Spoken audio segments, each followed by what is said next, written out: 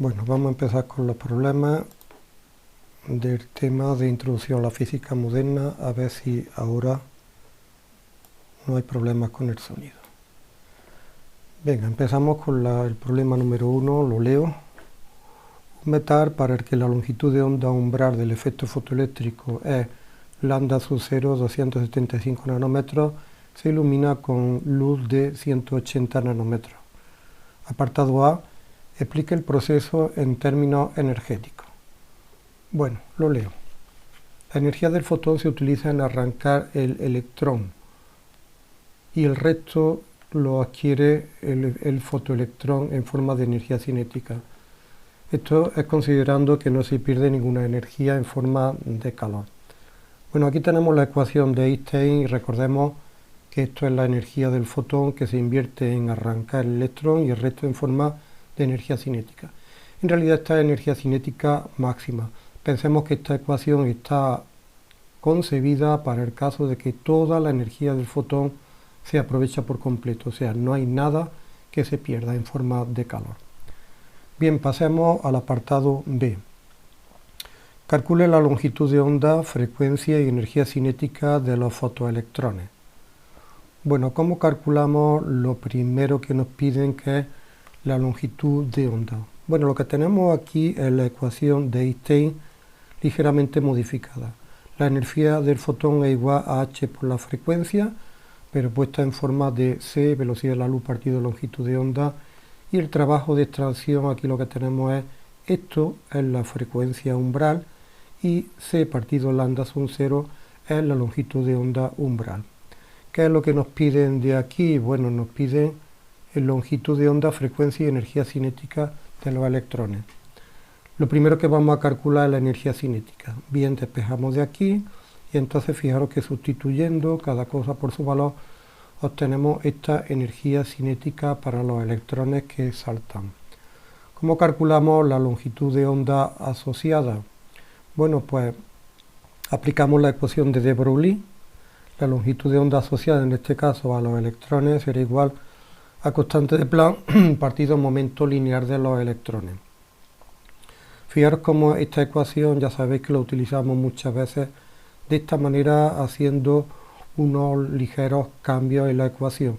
Así, a partir de la energía cinética no tenemos que calcular la velocidad. Ahora describiré cómo se obtiene esta ecuación.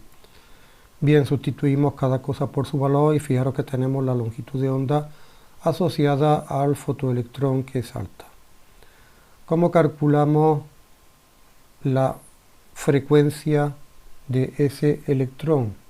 Cuidado que la ecuación que utilizamos es que el producto de longitud de onda por frecuencia es igual no a la velocidad de la luz que utilizamos cuando es un fotón. Recordemos que tenemos un electrón, por tanto la longitud de onda por la frecuencia es igual a la velocidad con que se mueve el electrón. ¿Y a qué velocidad se mueve el electrón? Bueno, pues tenemos que calcularlo ahora de la energía cinética que llevaba el electrón. Así que despejamos de aquí la velocidad. Esta es esta velocidad. Despejamos la frecuencia y entonces pasa dividiendo. Y aquí tenemos la frecuencia después de sustituir velocidad aquí y longitud de onda, la que previamente hemos calculado. Bien, veremos a continuación cómo se saca esta ecuación. Lo voy a deducir una sola vez y ya el resto pues lo daré por sabido. Bien, vamos a ver la energía cinética. Cinética es un medio de la masa por la velocidad al cuadrado. Si en ambos lados multiplicamos por la masa y aquí también por la masa, tendremos masa al cuadrado.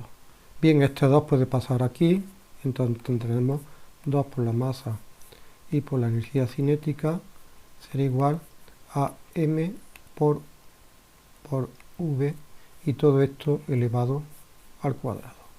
Momento lineal. Quiere decir que, fijaros que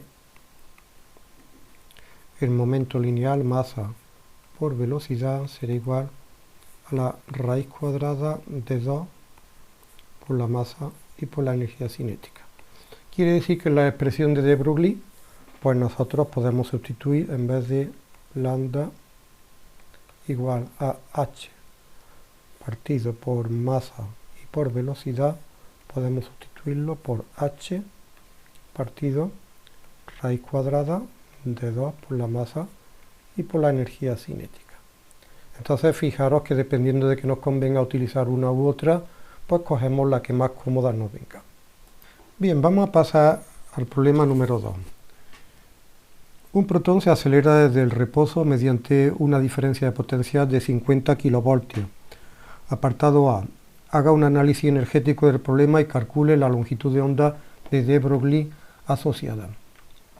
Fijaros que el apartado A en parte es una cuestión, parte un problema. Bien, vamos a ver cómo resolvemos la cuestión.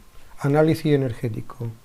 Fijaros lo que os planteo. Lo primero, que el protón parte de reposo, por tanto, si acelera, el incremento de energía cinética no tiene más remedio que ser positivo, o sea, mayor que cero. Recordemos esta expresión, que el trabajo es igual al incremento de energía cinética. Si hemos dicho que el incremento de energía cinética es mayor que cero, evidentemente el trabajo también tendrá que serlo. Por otro lado, fijaros que aquí tenemos las fuerzas eléctricas, son fuerzas conservativas, por tanto puedo aplicar que el trabajo es igual a menos incremento de energía potencial. Modifico esta ecuación un poco, menos, pero el incremento de energía potencial lo pongo como la carga de la partícula que se mueve, recordemos un protón, por el incremento de potencia. ¿Qué pretendemos? Pretendemos ver si el protón se mueve de potenciales altos a bajos o de bajos a altos. Bien, despejamos. Fijaros que el incremento de potencial es igual a trabajo partido menos la carga. Recordemos que estamos trabajando con el protón. Hemos dicho que el trabajo tiene que ser positivo, la carga del protón es positivo, por tanto, fijaros, positivo, positivo, negativo, el incremento de potencia es negativo. O sea, cuando el protón se mueve, lo hace de potenciales altos a potenciales bajos, de tal manera que el incremento es negativo. Fijaros que la energía potencial, hemos dicho antes que si esto es positivo o negativo, quiere decir que el incremento de energía potencial es negativo. Pensemos que la energía total es constante. Que la energía total sea constante quiere decir que el incremento de energía total es igual a cero.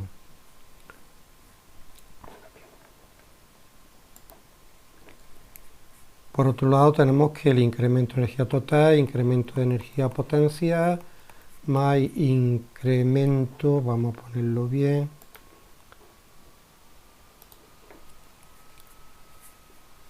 incremento de energía cinética es igual a cero, o sea que el incremento de energía potencial es igual a menos incremento de energía cinética. Si hemos dicho que esta es positiva, el signo negativo quiere decir que el incremento de energía potencial es negativo, como hemos comentado antes. O sea, la energía potencial va de energía potencial alta a energía potencial baja, es lo lógico. Bien, sigamos con la segunda parte del apartado A. Vamos a calcular la longitud de onda asociada a ese protón que se acelera por esa diferencia de potencial, ese voltaje. Bueno, ¿cuánto se incrementa la energía cinética? Pues mira, aplicamos esto, incremento de energía cinética, final menos inicial, recordemos que parte del reposo, por tanto esto es 0, menos incremento de energía potencial es igual a esta expresión, recordemos que esto es el protón, esto es incremento de potencial. Negativo, carga del protón positiva, y os recuerdo que el incremento de potencial era negativo, por tanto aquí tenemos negativo. ¿Cómo tiene que salir todo esto? Pues evidentemente positivo. ¿Cuánto vale por tanto el incremento de energía cinética? Este valor, 8 por 10 elevado a menos 15, o sea, aumenta. Un incremento positivo, aumenta la energía cinética. ¿Cómo calculamos la longitud de onda asociada a ese protón? Bien, aplicamos esta expresión, constante de Planck, 2, masa del protón y la energía cinética final. Bien, pues aquí tendremos la longitud de onda asociada a ese protón. Vamos al apartado B. ¿Qué diferencia cabría esperar si en lugar de un protón la partícula acelerada fuera un electrón? Bueno, mira, la primera parte es lo mismo, no queda más remedio que si empieza a moverse, parte de cero, el incremento de energía cinética es positivo, aunque sea un electrón. Por otro lado tenemos esta expresión, o sea, el trabajo es positivo. Despejamos de aquí el incremento de potencial. Vamos a ver qué va ahora el electrón, si de alto a bajo o de bajo a alto. Bien, despejamos. Os recuerdo que esto era positivo, negativo es de la propia ecuación y que la carga del electrón ahora es negativa. Si vemos esta composición de signos, vemos que el incremento de potencial es positivo, o sea, va de potenciales bajos a potenciales altos, o sea, al contrario que hemos visto antes con el protón. Bien, vamos a ver cómo se vería afectada la velocidad, porque fijaros que el trabajo y por tanto el incremento de energía cinética, sea protón o sea electrón, en valor absoluto es el mismo. La carga es la misma en valor absoluto, la diferencia potencial también es la misma, pero hay algo que varía, que es la masa. ¿Y a qué afecta? Pues afectará a la velocidad. Bien, recordemos entonces esta expresión, energía potencial, energía cinética. Si despejamos de aquí la velocidad que adquiere, en este caso, el electrón, fijaros que me da esta expresión. Para el protón o para el electrón el numerador es el mismo, sin embargo el denominador no es el mismo. ¿Qué ocurre para el electrón? Pues mirad, para el electrón, como la masa es mucho más pequeña, la velocidad que adquiere pues será bastante mayor. Esa será la diferencia. Pasemos al problema número 3. En el caso de una célula fotoeléctrica se ilumina simultáneamente con dos radiaciones monocromáticas. Bueno, lo que tenéis en los problemas no es I, es lambda, y además la segunda está equivocada. La primera es de 228 nanómetros, la segunda de 524 nanómetros. Nos dan también como dato el trabajo de extracción, 3,40 electronvoltios. Apartado A. ¿Cuál de las radiaciones produce efecto fotoeléctrico? Razonar la respuesta. Bueno, para resolver este primer apartado tenemos que comparar la energía que lleva cada uno de los fotones de la radiación de longitud de onda 228 y de longitud de onda 524, y esa energía que llevan vamos a compararla con la energía necesaria para arrancar el electrón. Si la energía es superior al trabajo de extracción, habrá efecto fotoeléctrico. Si la energía es inferior, no llegará ni siquiera a arrancarlo y por tanto no habrá efecto fotoeléctrico. Bien, vamos a calcularlo. Energía del primer fotón. Bien, utilizamos esta expresión, sustituimos y mirad la energía que lleva el primer fotón, 836 por 10 elevado a menos 19. Energía del segundo fotón, hacemos lo mismo y fijaros que tenemos menos energía. Bien, comparémosla con el trabajo de extracción. Pero atención que para compararla tenemos que pasar de electronvoltios a julios. Ya lo tenemos aquí. Recordad que lo único que tenemos que hacer es sustituir la carga del electrón por su valor, 1,6 por 10 elevado a menos 19. Si comparamos, el primero, fijaros que tiene una energía mayor, pero el segundo no. Quiere decir, por tanto, que el fotón número 1 sí que generará efecto fotoeléctrico, porque no solamente lo arrancará, sino además el exceso de energía servirá para impulsarlo de forma de energía cinética, mientras que el segundo fotón tiene una energía menor que la de extracción, por tanto no habrá efecto fotoeléctrico. Veamos el apartado B.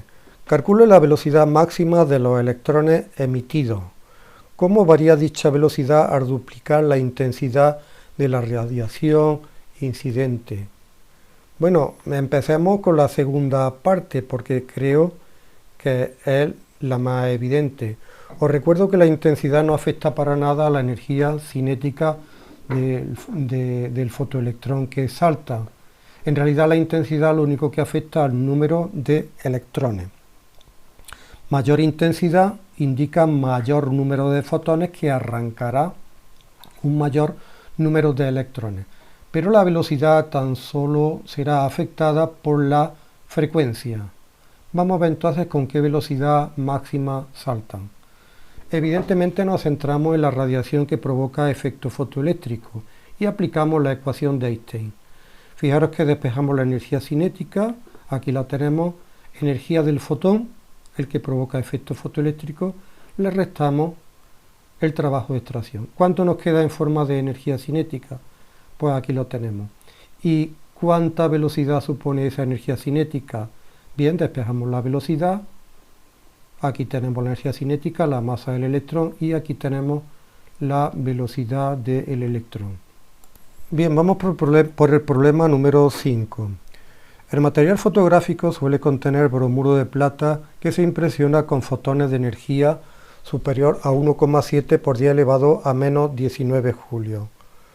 Apartado A. ¿Cuál es la frecuencia y la longitud de onda del fotón que es justamente capaz de activar una molécula de cloruro de plata?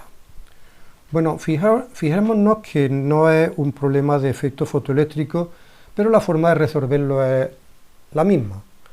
La única diferencia es que aquí hay una frecuencia mínima por encima de la cual tendrá energía suficiente como para provocar la reacción química en el bromuro de plata. Si la frecuencia es menor, no provoca esa reacción química.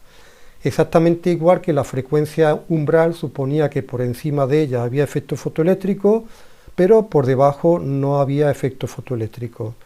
Bien, vamos a calcular entonces cuál es esa frecuencia mínima para provocar la reacción. Partimos de la energía que tiene el fotón, será esta que nos indica en el problema, es igual a h por la frecuencia que puede provocar el velado de la fotografía. Despejamos, mira, tenemos la energía que nos lo dan como dato partido la constante de Planck. Por tanto, la frecuencia del fotón mínima para provocar el velado pues será igual a 2,67 por 10 elevado a 14. Nos preguntan también la longitud de onda de ese fotón. Bueno, pues aplicamos la ecuación típica del producto de longitud de onda por frecuencia es igual a velocidad de la luz. Recordemos que ahora ponemos c, velocidad de la luz, puesto que estamos hablando de fotones. Por tanto, sustituyendo, tenemos aquí la longitud de onda asociada a ese fotón. Vamos por el apartado B. La luz visible tiene una longitud de onda comprendida entre 380 y 780 nanómetros. Explica el hecho de que una luciérnaga que emite luz visible de intensidad despreciable pueda impresionar una película fotográfica, mientras que no puede hacerlo la radiación procedente de una antena de televisión que emite a 100 MHz a pesar de que su potencia es de 50 kilovatios. Bueno, os recuerdo que la capacidad de impresionar la película no depende de la intensidad, o sea, del número de fotones que lanzamos, sino la energía que tiene cada uno de esos fotones. ¿Qué ocurre con los fotones de la emisora de radio o de televisión? Pues que son muy poco energéticos porque su frecuencia es muy baja.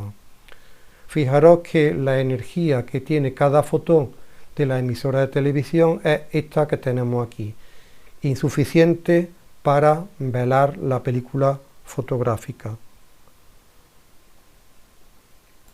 ¿Por qué tiene tanta potencia? Bueno, tiene mucha potencia la emisora porque lanza muchos fotones, pero cada uno de esos fotones tiene muy poquita energía. Repito, insuficiente para velar la película fotográfica. Pasamos al problema número 8. Un átomo de plomo se mueve con una energía cinética de 10 elevado a 7 electronvoltios. Apartado A, determina el valor de la longitud de onda asociada a dicho átomo.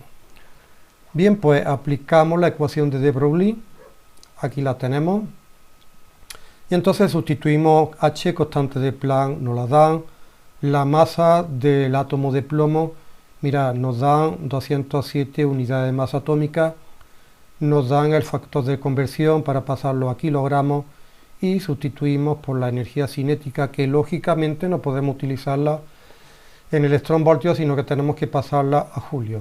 Bien, después de hacer los cálculos, aquí tenemos la longitud de onda asociada. Vamos a por el apartado B. Compare dicha longitud de onda con la que corresponderían respectivamente a una partícula de igual masa y diferente energía cinética y a una partícula de igual energía cinética y masa diferente. Bueno, aquí tenemos el primer caso, el segundo. Fijaros que al comparar con el apartado A, aquí tenemos masa la misma, pero cambiamos la energía cinética. En la segunda tenemos la misma energía cinética que en el primer caso, pero cambiamos la masa. Bien, vamos por el primer apartado. Longitud de onda asociada a una partícula de igual masa que la primera, pero diferente energía cinética. Supongamos que aumentamos la energía cinética, como está en el denominador. Fijaros que al aumentar la energía cinética, la longitud de onda asociada se hará más pequeña. ¿Qué pasa en el segundo caso? Si nosotros mantenemos la energía cinética, pero modificamos la masa. Bueno, pues igual energía cinética, que en este caso, pero diferente masa. Supongamos que aumentamos la masa. Pues nuevamente, como está en el denominador, cuanto mayor sea la masa, menor será la longitud de onda asociada a esa partícula. Pasamos al problema número 9. Al absorber un fotón se produce en el átomo una transición electrónica entre dos niveles energéticos separados entre sí por una energía de 12 por 10 elevado a menos 19 julios. Apartado A.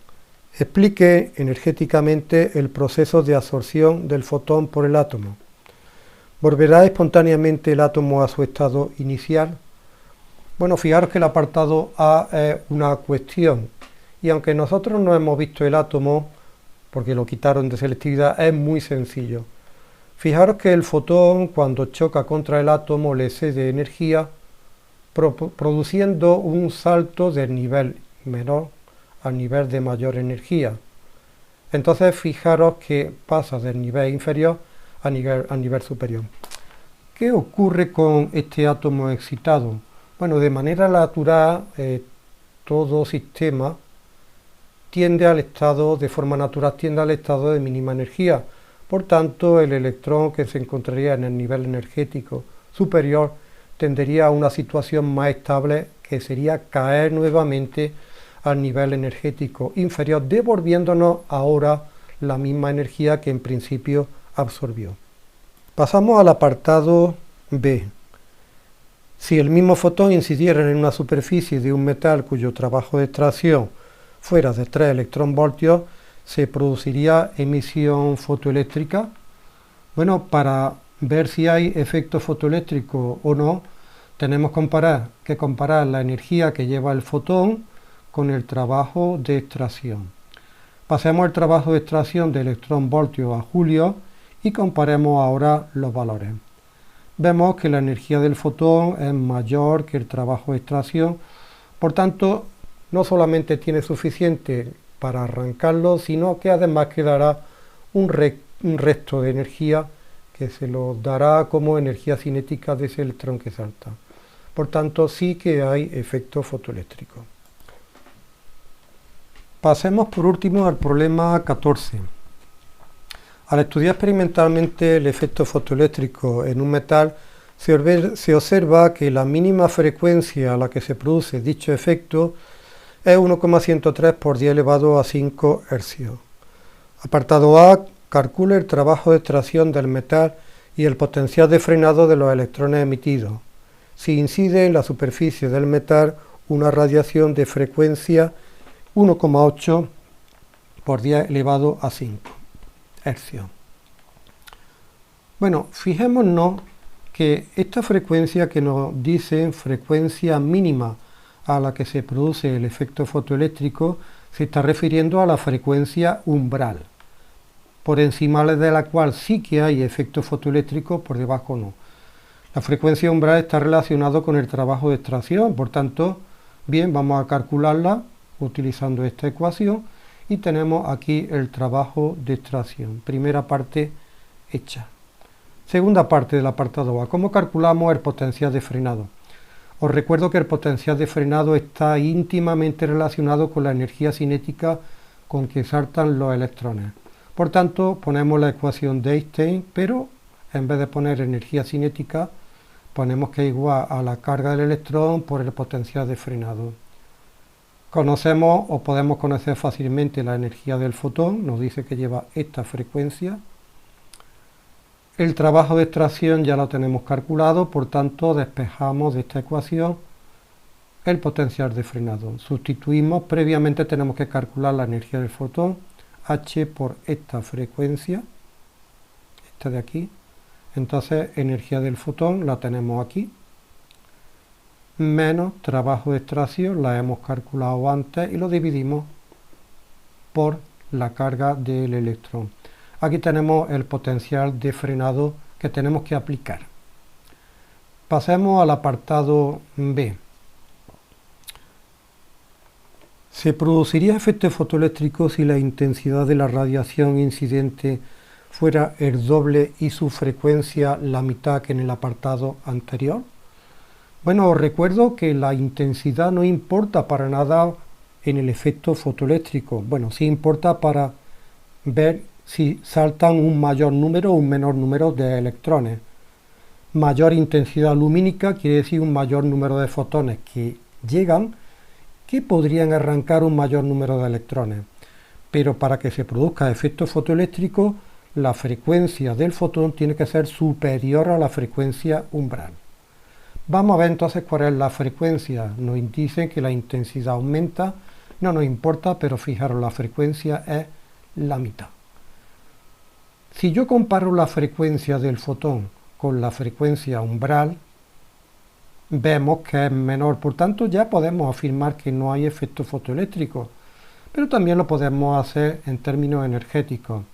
Fijaros, este nuevo fotón tiene una energía de 5,94 por 10 elevado a menos 29 julios. Si lo comparamos con el trabajo de extracción, vemos que es menor, por tanto también podemos afirmar que si la energía del fotón es menor que el trabajo necesario para arrancar el electrón, no hay efecto fotoeléctrico.